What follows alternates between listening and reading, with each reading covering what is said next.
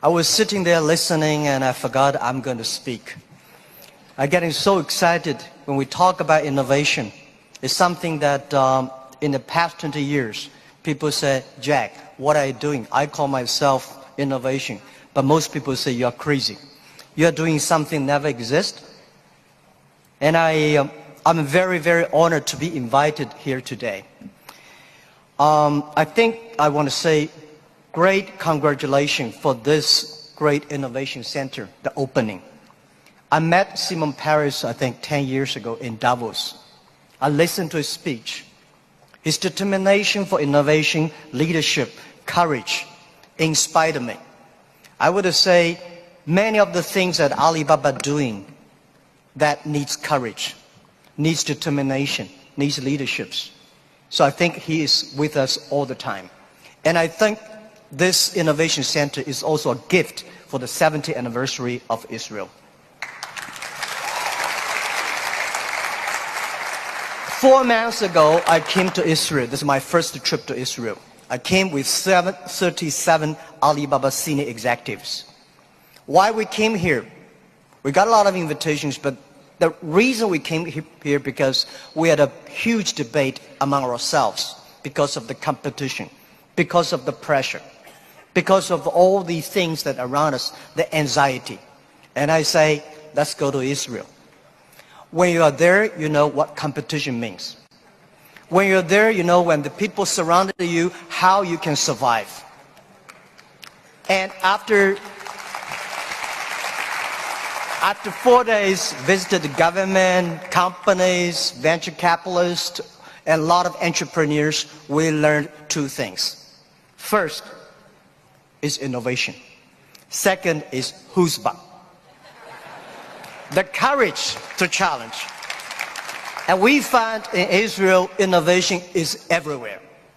It's just like water, it's just like a food. It's so natural. And I think to not discuss about innovation is the innovation in Israel. People here all talk about this. In the past 70 years, from my experience, for what we learned, that Israel people proved one thing. Even you have nothing, you have anything, right? You don't have anything. But if you have brain, if you have heart, you can make everything possible. From my understanding, brain is the place where you hold the knowledge, education, training. The heart is the place where you hold the wisdom. And IQ is the brain, and EQ is the heart. If you have a strong EQ, you may be easy to be successful, but people like you. You have a value, you have a friendship, you have trust. But if you have great IQ, it's very difficult for you to fail quickly. A lot of people easy to get success, but losing very quickly. That's because they don't have enough IQ. When IQ and EQ connected, that means when brain and heart connected, that is the knowledge and wisdom connected, that is called innovation. And I believe that if you want to be successful, you should have the good EQ. If you don't want to fail quickly, you should have IQ. But if you want to be respected, you should have LQ, the Q of love. And Israel has all these things. Israel has the best education systems. I had a wonderful discussion with the Minister of Education. I learned a lot. And I think this is the treasure. Israel is the country. They know the most precious resource in the world is not oil. It's not the gas. It's the human brains. You make the human brains great. And Israel also have the great life experience that very few countries in this world have. You combine these things together. And that is the secret source of magic of Israel's success. I'm very happy to hear that today the innovation is for better life. And this is Israel innovate not only for himself, not only for Israel, Israel innovate for humans, for the world. And this is the exact LQ we need. Today I come here to discuss about innovation. Where the idea come from? And people say, Jack, after 19 years being an Alibaba founder and a CEO, what you've got. People say you got rich. I think the wealth I've got is that I've known and met so many great people in the world. I remember one story. After Second World War, a grandson asked grandfather, "Grandfather, you joined the war. So are you a hero in the war?" The grandfather said, "No, I'm not the hero, but I have the honor to work with and fight together with all the heroes. I'm lucky enough in the past 19 years, I have the honor to meet so many great leaders and make so many great entrepreneurs, innovators. I think from them, I have the honor. This is my wealth, and I want to share with you. Most of innovations, not because they want to, because they were forced to. Israel, there's no water, no oil, no resources. And most people innovate for success. And I find Israel people innovate for survive. You don't have diamond, but you have the biggest diamond exchange in the world. And you don't make cars, but you have the best car technology in the world.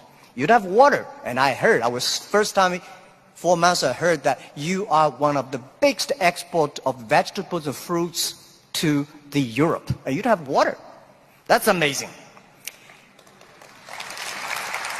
And the other thing is that Alibaba, people say, "Jack, you are amazing. How could you make such a huge investment in 9 years ago to develop cloud computing? And you know nothing about technology." That is true. I know nothing about technology. I'm scared of technology. So I was the first the product tester of my company, because I said, if I can use it, 80% of people can use it. If I cannot use it, 80% don't want to use it. So 9 years ago, I know if we do not develop technology on cloud computing, Alibaba will bankrupt, because we cannot afford the cost of IBM and Oracle. The cost of using this IT is too expensive for us. So we have to innovate. We have to design a technology that is simple enough. If we can use that technology simple and cost effective, not only for Alibaba, it's also going to support millions of small business. We were forced. And the other thing is that, we have 11/11. November 11 is the largest shopping day of China. Last year, for the first minute of November 11, we had 18 million people came in for the first second. With that good technology, our company will bankrupt immediately. We sold more than $24 billion last year for one day. This year, we don't know how much we will sell for one night. It's the technology behind it. So we were forced to do that. And today, a lot of people say, "Oh, young people have no opportunities." I think that thing I've heard for 40 years. When I was young, I hated Bill Gates, because I think Microsoft take all the opportunity. IBM, Oracle, they take all the opportunity. But later I found, when people start to complain, that is the opportunity. Most people keep on complaining. If you can solve the complaining, if you solve the problems, and that is the opportunity. Innovation is the way to solve anxiety, worries, unsatisfaction. Innovation is for happier life. So we believe through the innovation, you can grasp the opportunity for success. The first technology revolution released the physical power of human beings. The second technology revolution released the distance. And this is the third technology revolution, release the human brains. Human beings, like Prime Minister said last night, we never satisfied with today. And the way to make yourself to change yourself, to embrace this challenge is called innovation. And I would like to say, who are those kind of innovative people? Who are these kind of people? I would say those innovators, they look like crazy, stupid, lazy, and even liars. When we started Alibaba, I tell the story about I went to Silicon Valley raising fund. I talked to over 30 venture capitalists. They say, crazy. Alibaba, stupid, crazy name. And e-commerce in China won't work because China has no internet, China has censorship, no credit card, no delivery, nothing else. So they think it's impossible to make. They think, Jack, you're coming here to tell a lie. But we believe China has the future. We believe internet is going to change the China. And at that time, e-commerce in American style is only supported big companies. We believe small business. And people say, small business, they don't make money. How could you make money from them? They're right. We say, if small business in America, e-commerce for big companies, helping big company to cut the cost. We think helping small companies not to teach them how to cut the cost because they know better than you do. You should help them how to make the money. And washing machine. A lot of things are designed for lazy people. People don't want to wash, they have a washing machine. People don't want to climb, they have the elevators. Even the iPhone came, a lot of experts of telephone said, how could this stupid thing? There is no even press buttons. When Bell started to sell his telephones, a famous newspaper in America tell the policeman, please arrest that guy because he's cheating the people. So innovation, innovative people are believers. Most people seeing is believing. People like us, we believe and we seal it. Innovation, innovators, they are not one person, they are a group of people. So when you invest in money in somebody, you should see, does this guy have followers? If you have a group of people who are crazy like him, that would be great. I remember early 2000, I went to the United States to talk about, make my speech about internet in the future in China. I believe internet population in China will be bigger than the USA. People say, that is not true. My reason was very simple. China have 1.4 billion people. USA have only 300 million people. Make everybody online, 300 million, right? So China has a huge potential for that. But one of the guys said, Jack, what you're talking about, internet companies should have values and mission. That is crazy. And I say, sir, please come to my company. So I came to Hangzhou, my company, spent 1 week, and the day he left, he said, Jack, I know you're crazy, but I found 100 people in your companies, they're all crazy. Crazy people don't think they're crazy. They think people outside they're crazy. So, and most of the innovators are not very successful people because successful people very difficult to change. I never try to convince successful people. They will tell you how they succeed, they will continue to do this. Those people who don't succeed, they always want to succeed. So one of the reasons why Alibaba succeed 20 years ago, we never try to convince those people who are successful. We try to spend time on the people who are 18 years old, 20 years old. They are not successful. So 20 years later, they become successful, we become successful. That is how we did it. Now most of the people who buy online, they are 35 to 40. 20 years ago, they only spent $2. Now they spend $3,000. That is the difference. Innovation has nothing to do with the technology. Technology is just a way to do. When we talk about innovation, everybody says, high technology. It's not about that. Innovation, everybody can do it. Right. Those people who do not know anything like technology, like me, we can find those people, rely on these people, try those people who have the technology. In our site, our Alibaba site, there's one guy selling shoes 48 inches only. And I say, how can this guy sell shoes for 48 inches? And we find out he's very innovative because people with 48 inches feet, difficult for him to buy shoes in the shops. There's only one on the online. And there are a lot of innovative ways. Those guys design, lazy guys, they watch TV lying on the sofa. So they designed a specific glass that you can lie on the sofa, watch on TV. They sell perfectly. And there are also some guys helping people to write letters to say goodbye to boyfriends and girlfriends, and writing resign letters to bosses. There are a lot of crazy, interesting ideas. They are all wonderful sellers. And most of the innovations today are only talk. Innovation, they think it's an idea. Entrepreneurs make the innovation reality. So we have to show a real entrepreneur have to believe in the future, have to suffer, have to be ready for the terrible lives in the future. So I believe everybody has the ability of innovation. But you just don't spend the time to discover that. And lastly, very important, is the government. Now, we are entering into a new world.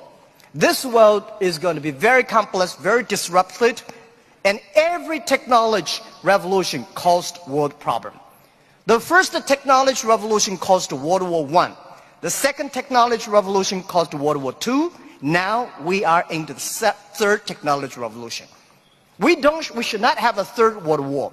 But if there is a third world war, should be the war against poverty, disease, and environment. These are the things that human beings should fight together and work together. A government should to lead, not to govern. The government should empower and protect the innovation, not control the innovation. And I think the best investment for tomorrow is education. In the past 20 years, thank you.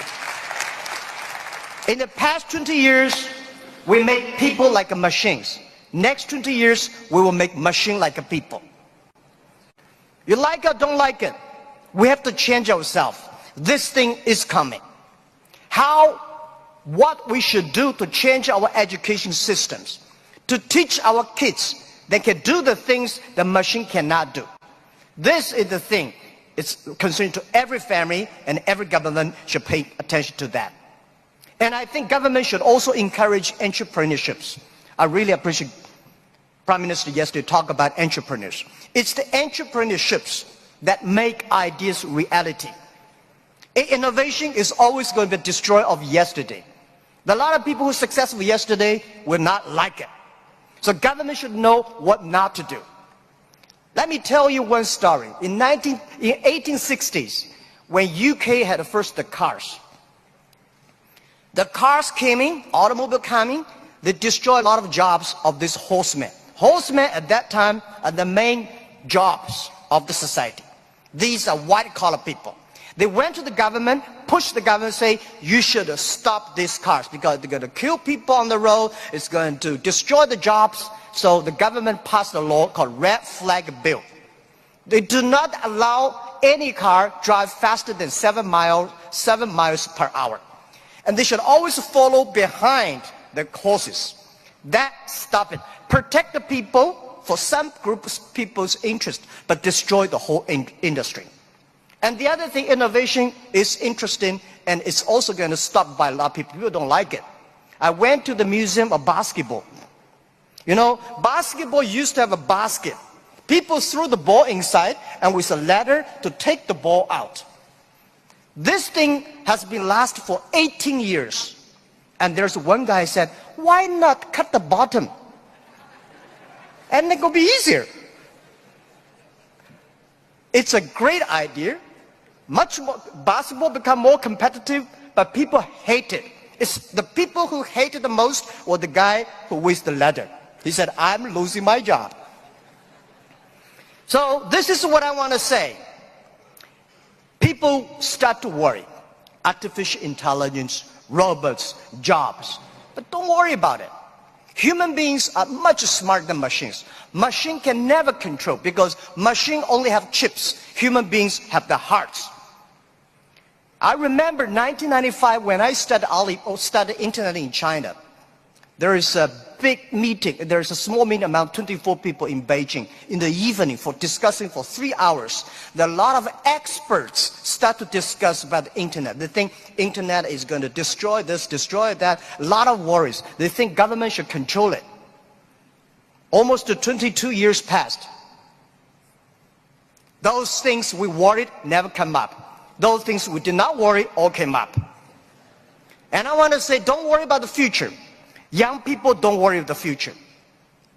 And don't worry about the the size of the machine, I think small business don't worry about it, because small business believe small is powerful, small is beautiful. Using innovation, small business can compete anybody in the world. And this is just like Israel. The small is beautiful and small is powerful. So my view is that rely on the young people, rely on the small business. Believe the future. Be optimistic. The world is beautiful. Today is just the beginning. But anything, remember, this is my philosophy of life the past 20 years. Today is difficult. Tomorrow is much more difficult. The day after tomorrow is beautiful. Most people die tomorrow evening. Thank you very much.